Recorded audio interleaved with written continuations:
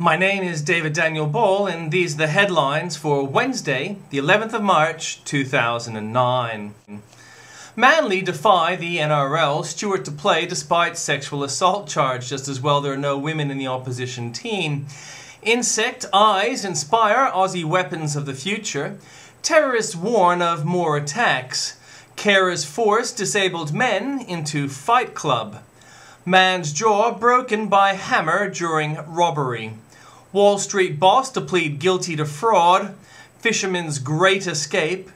2 charged over eBay fraud syndicate. And in comments.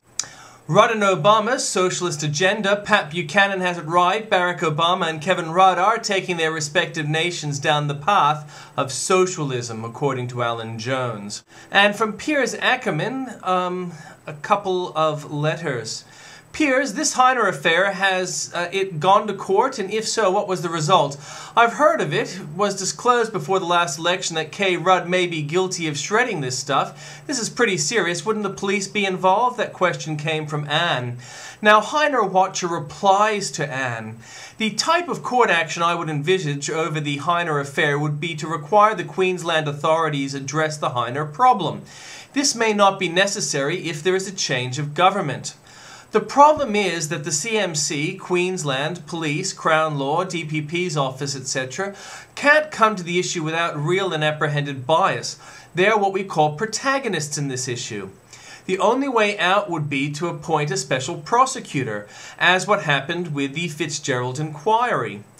If the Liberal National Party happened to have the majority of seats in the Queensland Parliament after the 21st of March, then I would expect they would form a minority government with the help of some independents. It is likely that Queensland will have at least 4 independents in Parliament. They would be Chris Foley, who got 70% last election, Liz Cunningham, Dolly Pratt, and Peter Wellington. Even Wellington has in the past supported an inquiry into the Heiner affair. He is, however, likely to side with the ALP on other issues. If the likely outcome of the Queensland 2009 state election is in tune with 2 recent polls, then we will have a Commission of Inquiry, Royal Commission. I imagine one of the first tasks of such an inquiry would be to look at which current politicians would have been involved in the Heiner affair cover-up. This would potentially involve one long-sitting member who was part of the March 1990 Goss cabinet and members of the 2008 PCMC. You see, those ALP members of the PCMC could have to provide some very difficult explanations as to why they did not see any suspected criminal matters arising from the Rofe audit. Suspicion is enough.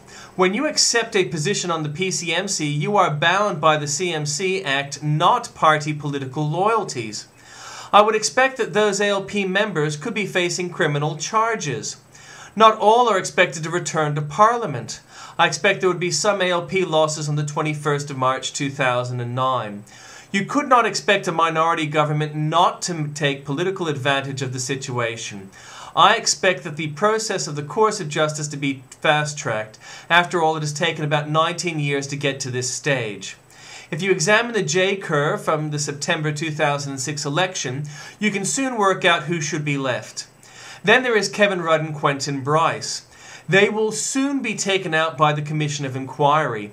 It has been past procedure that when a politician is charged with a serious criminal matter, criminal offence, that he or she stand aside from his parliamentary duties and not sit in the House. As you can see, the ALP Mafia has a lot riding on this 2009 Queensland state election. And from Tim Blair, Labour calling.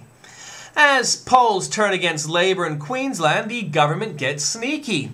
A self-proclaimed long-time Labour voter and fishing charter operator, Mr. Theodorou, had agreed to the Liberal National Party signs at his service station after he decided to switch political allegiances in protest at the state government's creation of Moreton Bay Green Zones. But after the signs went up, he received an anonymous phone call from a woman who claimed to be a customer. Mr. Theodorou said the woman asked why no ALP signs were present and then threatened to ask ALP supporters to boycott the service station if the party signs weren't allowed. The woman was soon revealed to be campaign manager for the Deputy Premier, Paul Lucas. Meanwhile, the Banishometer reveals a gradual shift in victory expectations. Initially, it was being said the Queensland election so far is playing out according to script, Labor's that is. So far, I'm finding it a bit difficult to map out what a viable political strategy from the Liberal National Party might be, which later became a plausible argument could be made that Lawrence Springborg sunk his ship today, which later became, I now think there's a real possibility we'll be looking at a Liberal National Party victory, and finally, at the moment, I'm increasingly convinced that if things carry on as they are at the moment, Labor is gone in Queensland as a majority government. A good idea for you, and I provided the link to compare that with the Bolt article. And from Andrew Bolt, Cull the Foreigners, the Rudd government thinks a few fewer foreigners is worth the investment. Foreign aid will be able to be spent on abortion services and counselling after Rudd government today lifted a ban established 13 years ago by the Howard government.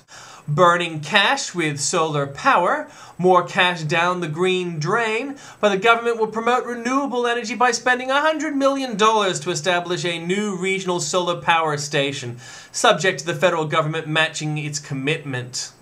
Not that, Christian. I tried to warn, that's Andrew Bolt, tried to warn the Christian lobby that Kevin Rudd was a chameleon. It's a bit late now to be outraged the Prime Minister has overturned a ban on funding abortion services overseas, while claiming to actually support it. The Australian Christian lobby, which gave him a platform to reach 100,000 Christians by TV before the last election, threatened to campaign against him at the next election. Labour power broker Joe de Bruyn, who heads the Powerful Shop Assistants Union, also blasted Mr. Rudd, accusing him of a cop-out for not using his leadership to block the policy shift.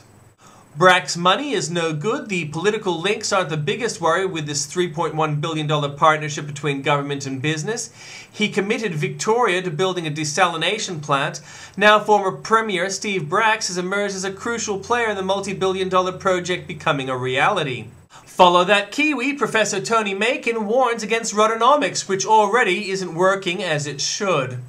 Dark side of justice, another child rapist walks free, and the question is now urgent: how dangerously racist are our courts?